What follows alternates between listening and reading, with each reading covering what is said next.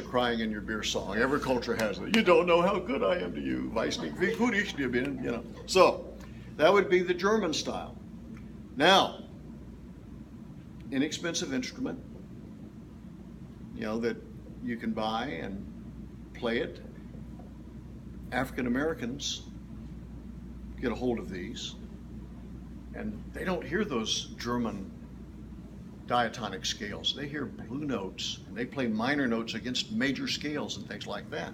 They'll flatten the third and flatten the fifth to make a diminished note, and flatten the major seventh to make a dominant seventh to the tonic key.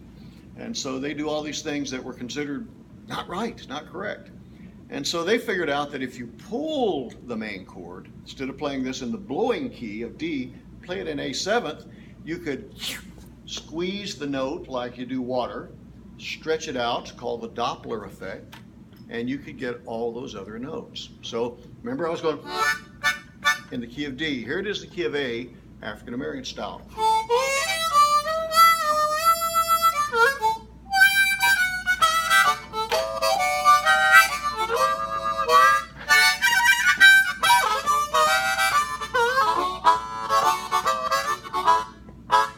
Same instrument. Sound the same? Yeah. Completely different key, completely different way of forming the notes in your mouth. And it represents a completely different culture, taking what was available to them and creating the beauty that we could celebrate in every culture through music. So, you know, I'm very much indebted to the great harmonica players of the South who turned this instrument upside down and inside out and played it backwards and created harmonica blues. Comments or questions on that idea? When you started off, you said the European version. Well, is there another version that they've made in other places? Well, there are other types of harmonicas. This is a Cajun harp with double notes that are not quite in tune, so it makes it sound as though it has double stops from the old organs. Hear how their two notes are slightly off? So when I play Cajun tunes,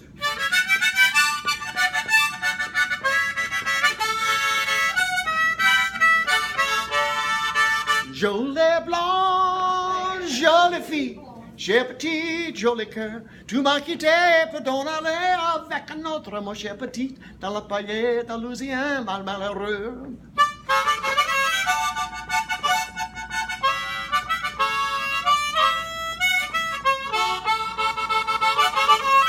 So a very different kind of harmonica, yes. And made differently, but of course the Honners also make this one. cost the same amount as one of those others, yeah. So I've kept very good care of this one for about 30 years because I can't afford it anymore. No, this is a whole different feeling also. Yeah, I mean it is. It's kind of like the difference between fiddle and a violin, which is my next topic if I have time. So far, I can't see over there giving me a wrap it up signal. Not yet, it's 2:37. Okay. Bob Wills, everybody knows who Bob Wills was. You know, if you've watched Old Brother, Where Art Thou, they take a piece of a story and take it apart and make it into not the real story.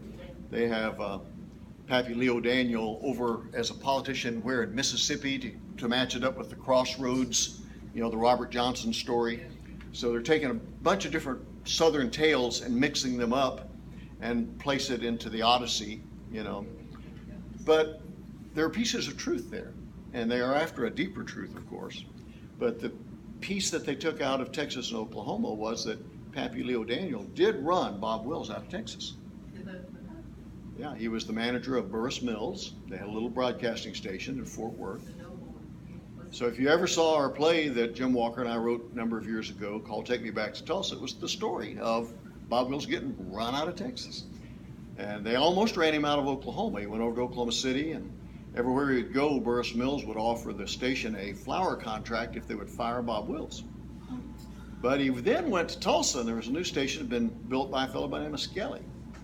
And when Pappy Leo Daniel called him and offered him a flower contract, I can't tell you what Skelly told Pappy to do with his contract, but I'll leave it to your imagination, okay? Because he was a fine and honorable man and didn't fire Bob Wills. The fiddle, according to Bob Wills, was different from a violin. Violin you carried around in a case, fiddle you carried around in a flour sack.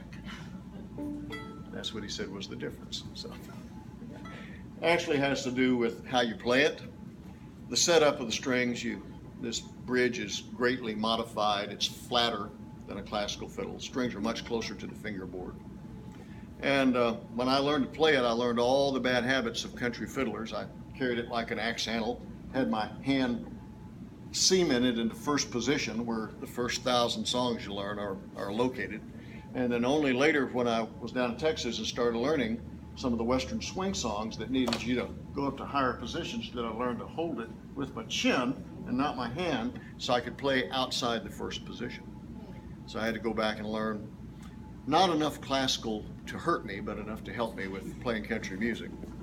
But if you know the song of the official country western song of the state of Oklahoma, Faded Love, and the official instrument of the state of Oklahoma. Yeah, the official song is Oklahoma. The official country song is Faded Love. But now I'm going to be Paul Harvey. Let me tell you the rest of the story. Bob Wills tried to record an old, sad slave song called Darling Nellie Gray that his mother had taught him. And they said the only time they ever saw Bob Wills break down and cry in the studio was when he would start trying to sing Darling Nellie Gray. He could not sing the song. And he finally turned to his father and his brother and he cursed and said, I just can't play that blankety blank song. It's too sad to record. He said, let's write a love song to that tune. And so they wrote Faded Love. And so here's Bob Wills.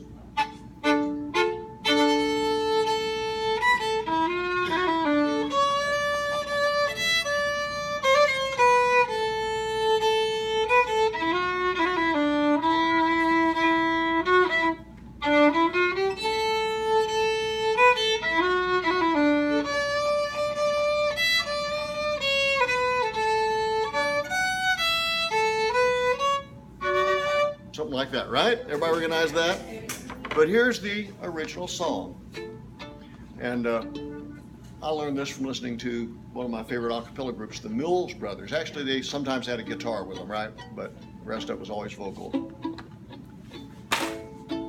There's a low green valley on that old Kentucky shore where I while many happy hours away,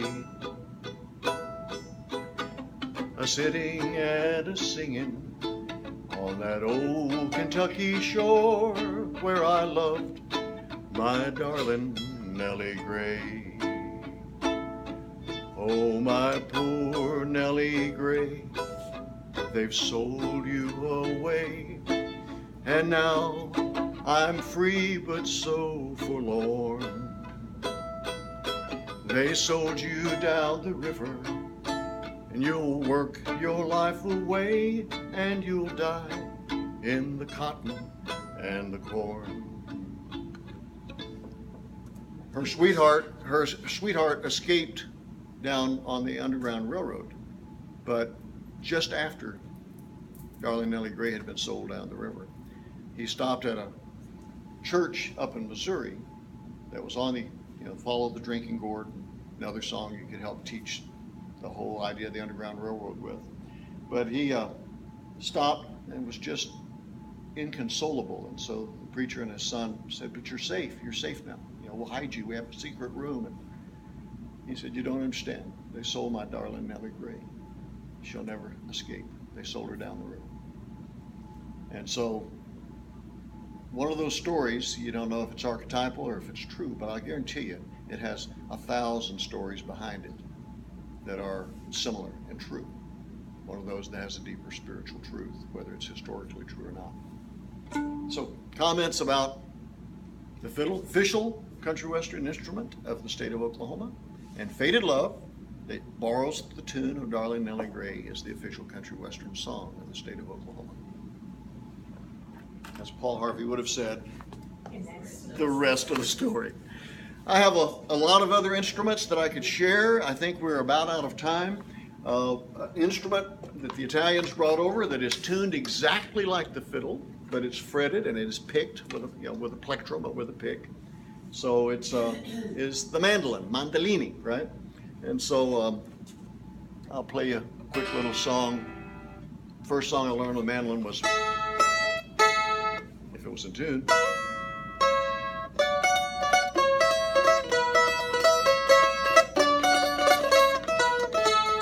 Squirrel's got a bushy tail, possum's tail is bare. Rabbit ain't got no tail at all, just a little bitty ball of hair. So bile them cabbage down, boys, bile them cabbage down. Only song I like to sing is bile them cabbage down.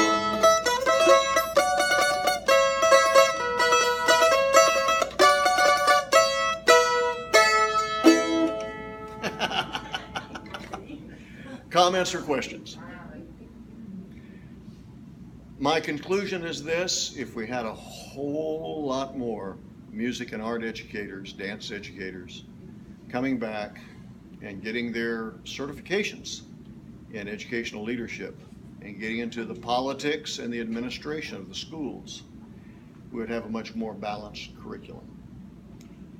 Also, if they would really intensify their studies, their passion, in how to align all the subjects, both vertically and horizontally, including things like I've just shared with you, stories and tales and songs and pictures that I forgot to bring, but pieces of art that can help you to learn. I mean, crocheting. Anybody listening to NPR today?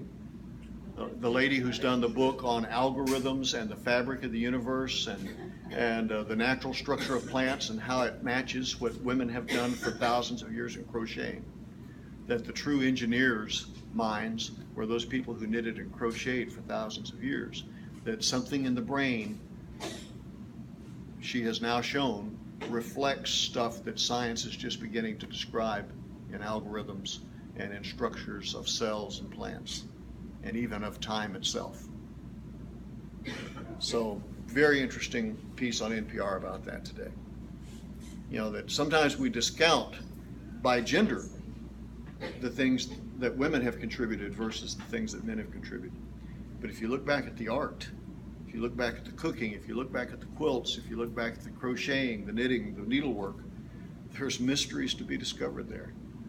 My oldest son, when he was accepted into the School of Optometry, his paper, which I'm very proud they gave it back to me, was how he found art in his science and science in his art.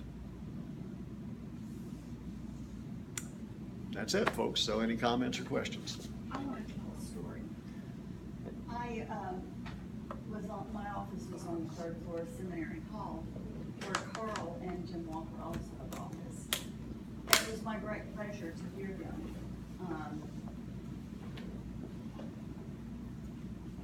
performing their music. Jim would say, exercising my lung, Yes. because he only had one lung left. The most wonderful thing is that a student came up there one day and he said, I love the third floor. Because you could hear it all over the floor. And because of that, I think, so many wonderful things happen in our classroom. And Carl and I worked on curriculum together, and we were always, I don't know how many people do this, but I was always taking things to my class to show them things, and we used pictures of things. Terry had this wonderful, I still have it, by the way. I don't know if you still have it or not. I still have it saved on a hard drive, and it says Terry Baker's Art Culture Collection. And it's all those pictures that you shared with me that I would show my teaching English in high school class. Oh, okay. Yeah, and it was just the one that I always talk about, and of course give you credit when I'm speaking to my students, is the beaded Adidas. Oh, the beaded Adidas. And the story that you had included in our reader about the beaded Adidas. You want to tell them that one? Sure. That's a great story. Beaded tennis shoes.